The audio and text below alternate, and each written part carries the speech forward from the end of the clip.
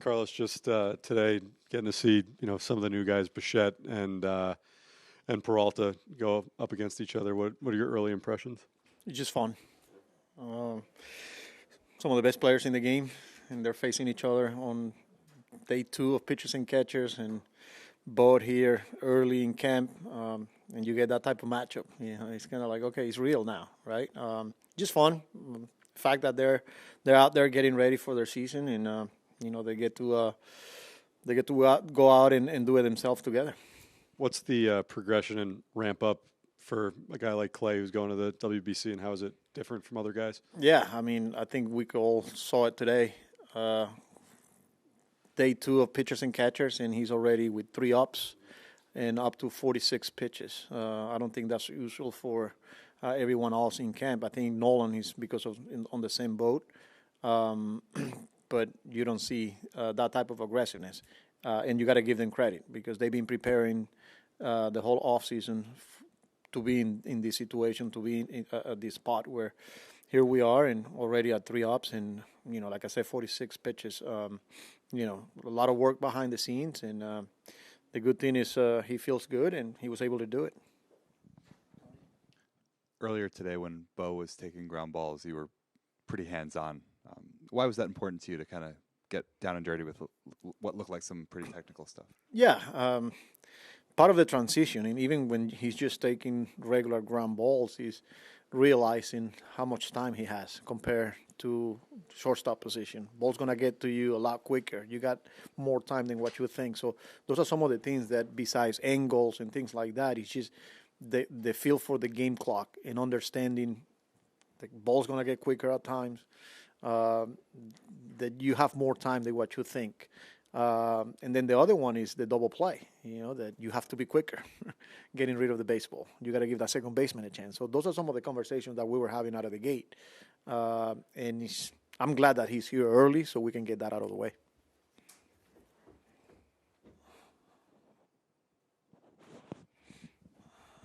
I guess just what are some of your early impressions of the type of player that Bo is, just with his willingness to shift over to third? Yeah, I mean, he was pretty clear when we first started talking to him in the offseason before we acquire him. My impression, gamer, a guy that competes, is going to give you quality at bat, uses the whole field. It seems like the situation is never too big for him, but just the type of person and the type of guy he is. Like I said, I met him a long time ago, and I watched him pretty much throughout his whole career since the first day he got to the big leagues. Again, a competitor, and I'm glad he's on our side now. Carlos, what would you have to see over the next 5-6 weeks for Carson Bench to make your team? Look, I want him to be himself. That's the conversation that I already had with him was go out there and be yourself. I know there's a lot of noise, and you're gonna get a real opportunity here, but don't try to do too much. Understanding that you're gonna go 0-4 at times. You're probably gonna drop a fly ball, especially in spring training with high skies and windy conditions. Like, don't let that thing bother you. I want you to be yourself. Go out there, and as far as like what do I want to see, it's the quality of the at bats. The way he's competing, how he's going to bounce back after a tough game. The way he carries himself, the interaction with players. I want to see him play the outfield. But yeah, I think it comes down to quality at bats and how he bounces back when it's not easy for him. Do you have some initial impressions of have you seen enough so far to have an initial impression? Well, I only seen BP in live at bats. He's got a really good arm. I watched him yesterday. Making some throws, and man, he's a plus arm. A lot of the things that we were getting from player development. So the fact that he's here since day one, the complex opened back in January. But so far, a quiet guy, observing, and I think he's just learning from a lot of the guys that are around him right now. What are you hoping to see from Jorge Polanco that would make you confident that he can man that position at first base? Yeah, I think, again, once until we start playing games and he start playing games, it's just the fundamentals of the position. It's not so much taking ground balls. He's got great hands. He came up as a middle infielder. He's just learning how to use the bag, using corner to corner, when to come off the base, that throw that takes you towards the base runner that he has to protect himself, the PFP, whether it's bump plays, understanding the pitching staff, who's got the ability to cover the base, positioning, how far can he get off the line and still able to get there on time to take throws. There's so much that game action, and even like backfield, live VP. We saw it today. After a couple of at-bats, we put him out there, and, Leap was talking to him about positioning and, how far he needs to be off the base and things like that I can count that as an inning under his belt at the position today, because there was so much instruction going on, and that's what it's going to take.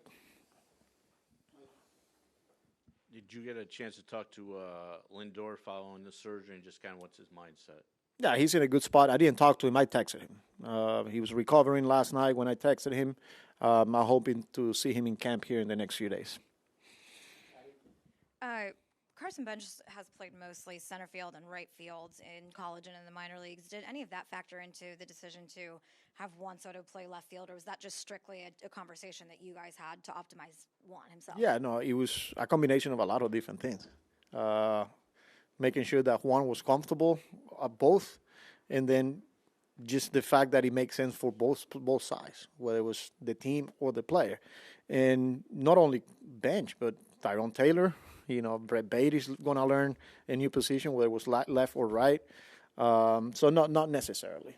How did that conversation start? Did Juan come to you and say, hey, I've been playing left to work out for the WBC. This might be a good idea. Just how did that all shake out? I was the one that brought it up because of the roster construction from those teams, whether it was the DR or the Venezuelan at the time. It was kind of like, all right, what do you guys got? Venezuelan is this, So I'm going to play left field, and that's how the conversation started. Carlos, some of those conversations with Bichette at third were with Kai Correa as well and yourself. What has he brought to the table so far, and what do you think of him as an Kai? Yeah. Yeah, a lot, attention to details. We were pretty aggressive once we make those coaching changes, and we targeted right away early in the offseason. I think he was one of the first hires that we got because of his reputation as an infield coach, as an infield instructor, and just overall the way he sees the game. He's very creative. He's got really good ideas with infield drills. You guys saw it today with a lot of different versions of drills, whether using the training glove, the softballs, and things like that that he brings to the table. Very detail-oriented, experience at this level, coaching infielders. So I was excited once we were able to hire him. And unrelated, I know Brian Hudson just got here this week, but how do you foresee him fitting in as you fill in the last couple spots in your bullpen? Yeah, we acquire him because he's got a chance to come in here and compete for a bullpen spot. A couple of years ago, he had a pretty good year. He was pretty effective for the Brewers. Last year, he had some ups and downs, but we feel like he can help us. So he's going to get an opportunity, and then we'll see how it goes.